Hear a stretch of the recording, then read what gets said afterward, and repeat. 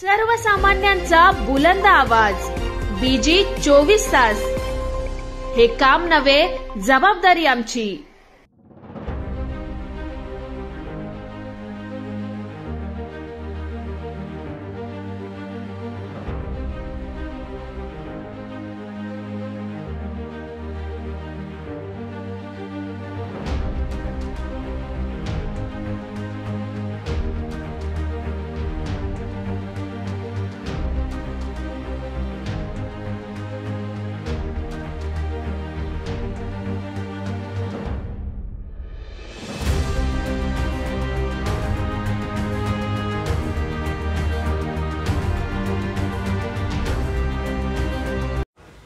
नमस्कार, बीजी 24 तासमध्ये आपले सर्वांचे स्वागत आहे। आपण पाहू शकता आता आपण कर्जत तालुक्यातील कर्जत शहरामध्ये आहोत आणि कर्जत शहरामध्ये गेले 3 दिवसापासून हालिवली ग्रामपंचायतच्या बोराडेताई ह्या आमरण उपोषणासाठी बसलेल्या आहेत आणि अखेर आज प्रशासनाने कुठेतरी दाद घेतलेली आहे आणि त्याच पार्श्वभूमीवर आज आपण त्यांच्याकडे पोहोचलेलो आहोत। आपण त्यांच्याकडून जाणून घेऊया आपल्या चॅनलच्या माध्यमातून काय त्यांच्या मागण्या होत्या आणि अखेर त्या 3 दिवसानंतर त्यांना उपोषणाला यश आलेलं आहे।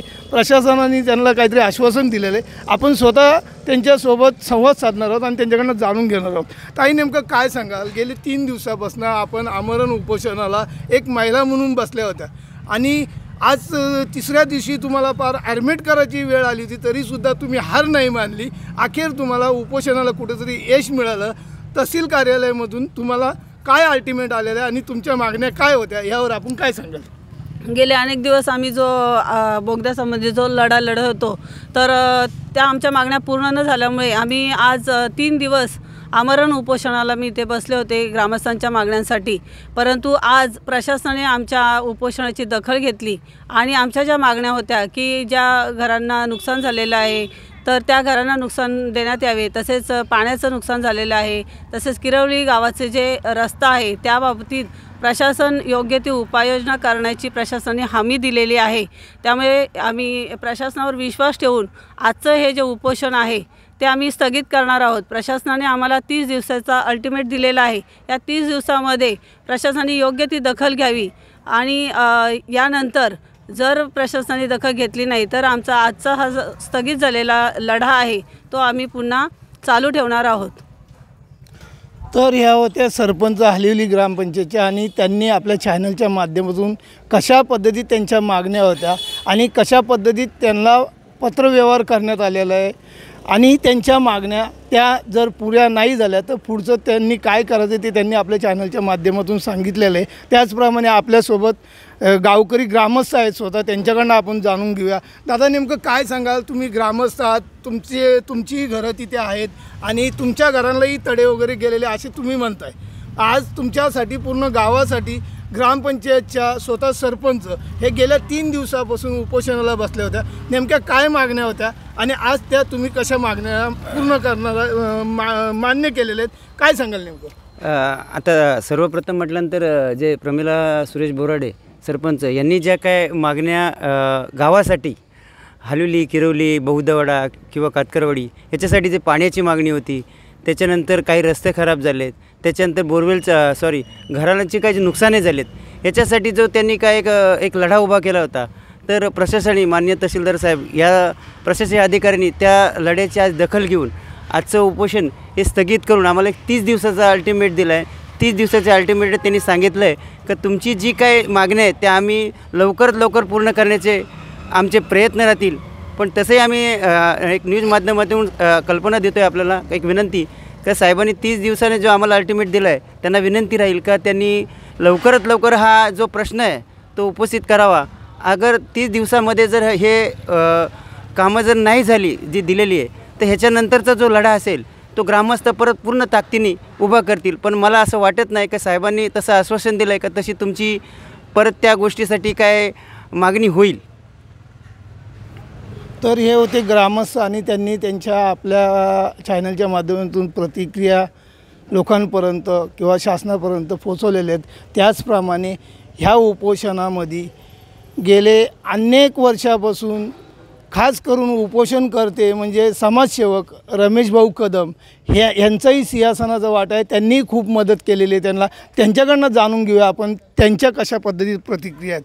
भाऊ नेमकं काय सांगाल? गेले ताई 3 दिवसापासून उपोषणाला बसल्या होत्या आणि तुम्ही स्वतः त्यांच्यासोबत होतात.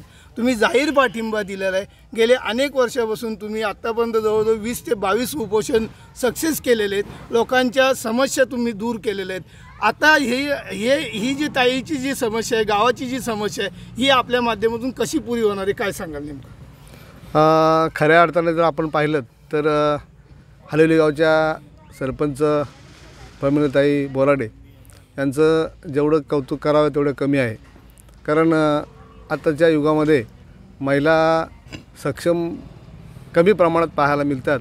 परंतु मला खरोखर या प्रमिलाताईच्या बाबतीमध्ये अभिमान वाटतो की अशा महिला प्रत्येक गावोगावी असाव्यात, जेणेकरून लोकशाहीच्या मार्गाने ते न्याय घेऊ शकतील. आपण या आंदोलनाची पार्श्वभूमी जर पाहिली तर हे आंदोलन या सरपंच ताईंनी हलिवली, किरिवली, हलिवली बौद्धवाडा, हलिवली कातकरवाडी या परिसरामध्ये पनवेल कर्जत रेल्वे मार्गाचं जे काम चालू आहे तिथे बोगद्यामध्ये मोठ्या प्रमाणात ब्लास्टिंग केलं जातं आणि त्या ब्लास्टिंगमुळे घरं अक्षरशः हादरतात आणि त्या हादऱ्याने, त्यांच्या ब्लास्टिंगच्या हादऱ्याने घरांना तडे गेलेत, बोरवेलचं पाणी गेले, रस्ते खराब झाले. असे या ग्रामस्थांच्या वतीने या प्रमिलाताई सरपंचताईंनी मागणी केली होती आणि 15 ऑगस्टला उपोषण सुरू केलं होतं. या बाबतीमध्ये जर आपण विचार केला तर 15 ऑगस्टच्या दिनी त्यांना आश्वासन दिलं होतं प्रशासक आणि रेल्वे प्रशासकाने की आपला 1 महिन्यामध्ये आपल्याला आपल्या सर्व मागण्या पूर्ण करण्यात येतील. म्हणजे त्यांना त्यांच्या घराचे नुकसान भरपाई, जे बोरवेलला पाणी गेलं त्या संदर्भातील जे प्रशासकाच्या नियमानुसार आम्ही सर्वे करून, म्हणजे याच्या आधी भाऊ नेमक्या आता ते सगळ्या गोष्टी झाल्या, आत्ता नेमक्या मागण्या काय होत्या आणि आज प्रशासनाने ताईंना काय अल्टिमेट दिलेलं आहे ह्यावर आपण काय सांगाल? त्यांच्या मागण्या एक तर त्यांचे गावचे त्यांच्या वाहतुकीमुळे रस्ते खराब झाले, ते रस्ते दुरुस्त करून देण्यात यावे. बोरवेलचे पाणी गेले, जे ब्लास्टिंग केले जाते त्या ब्लास्टिंगमुळे बोरवेलचं पाणी गेले, त्या बोरवेलची दुरुस्ती करून म्हणजे पाण्याची समस्या सोडवावी. त्यानंतर ब्लास्टिंगमुळे जे घराला तडे गेलेत त्या घराचे नुकसान भरपाई द्यावी, ही त्यांची मागणी होती. आणि ती मागणी तहसीलदार साहेबांनी मान्य करून प्रशासकाला, तसं रेल्वे प्रशासकाला कळवलं होतं आणि त्यांनी मान्यही केलं होतं मागच्या आश्वासनाप्रमाणे. परंतु आजच्या जर का आपण या आंदोलनाची पार्श्वभूमी जर आत्ता सुरुवात केली, परत 4 महिने त्यांनी त्या आश्वासनाची पूर्तता केली नाही, त्यामुळे त्यांनी पुन्हा आमरण उपोषणाचा हत्यार उपसलं आणि त्या जिथे आमरण उपोषणाला बसल्या होत्या. या आमरण उपोषणाला बसल्याच्या नंतर दुसऱ्या दिवशी नायब तहसीलदार साहेबांनी त्यांना एक अहवाल दिला जो रेल्वे प्रशासकाने तयार केला होता आणि तो बोगस होता. कारण त्या अहवालामध्ये 110 मीटरच्या बाहेर ह्या ब्लास्टिंगमुळे कुठल्याही प्रकारचा इफेक्ट होत नाही, कुठल्या प्रकारचा परिणाम होत नाही. त्यानंतर जे पाणी बोरवेलचं गेलेलं आहे त्या जे जल भूसंपादनचे जे प्राधिकरण आहे त्यांनी अहवाल दिलेला आहे की ह्या आमच्या ब्लास्टिंगमुळे गेलेल्या नाही. त्यानंतर रस्त्याचे तो विषय म्हणजे याच्यामध्ये चक्क बोगस अहवाल दिला गेला. तर आपलं ह्याच्यातून आमचं म्हणणं होतं, चर्चा झाली ह्या संदर्भामध्ये.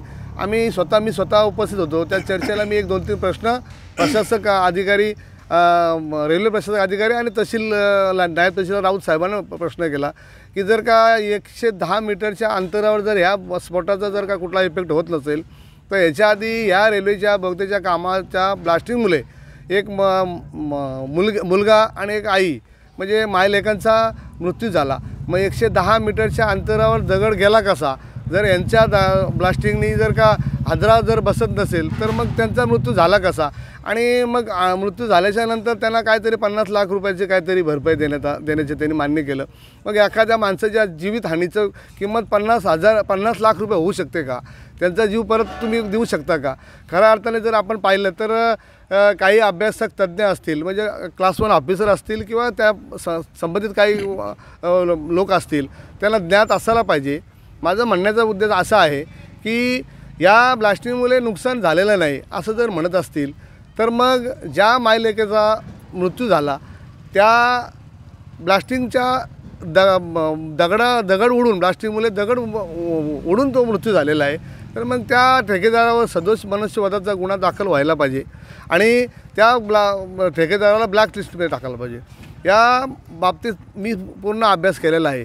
मी इथले प्रशासक असतील, रेल्वे प्रशासक असतील किंवा इतर कुठलेही संबंधित प्राधिकरण अधिकारी असतील, मी या ग्रामस्थांच्या वतीने प्रमिला सरपंच मॅडमचं जेव्हा तब्येत खालवेल, त्यांच्या जीवितात धोका निर्माण होईल, तेव्हा मी पोलीस संघटनेचा पदाधिकारी म्हणून त्यांच्या समवेत उपोषणाला बसेन.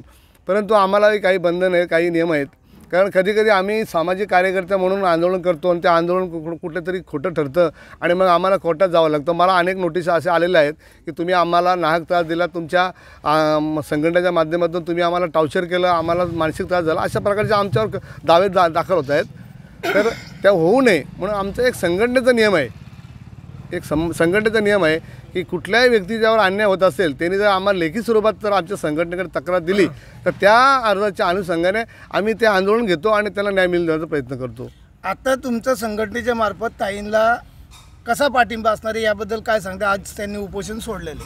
आता आम्ही सर्वप्रथम तहसील कार्यालयातील जे आता राऊत साहेब इथे उपोषणाची सांगता करायला आले होते आणि त्यांनी आश्वासन दिलेलं आहे, ते आश्वासन त्यांनी मान्य केलेलं आहे आणि 30 दिवसाचं अल्टिमेट दिलेलं आहे सर्व मागण्या पूर्ण करण्याचं. 30 दिवसामध्ये ते यांच्या मागण्या पूर्ण करतील असे मी अपेक्षा व्यक्त केलेली आहे.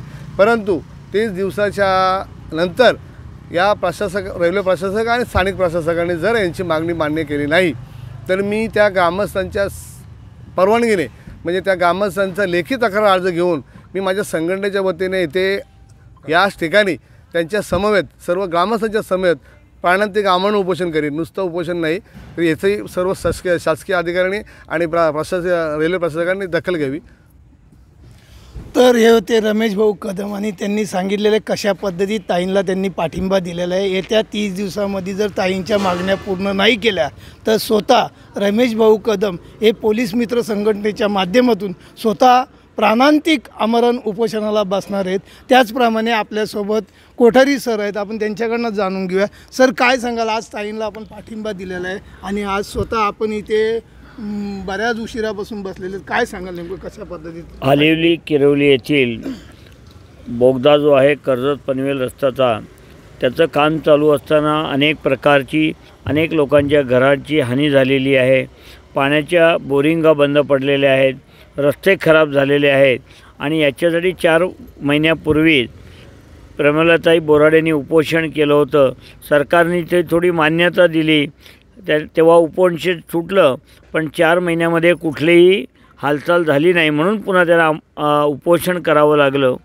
एक महिला जेव्हा उपोषण करते तेव्हा सरकारी लोकांनी त्याची चांगल्या पद्धतीने दखल घेणं गरजेचं आहे की ताईंना पुन्हा कशाला उपोषण करावं लागलं हा विचार सरकारी अधिकाऱ्यांनी केला पाहिजे.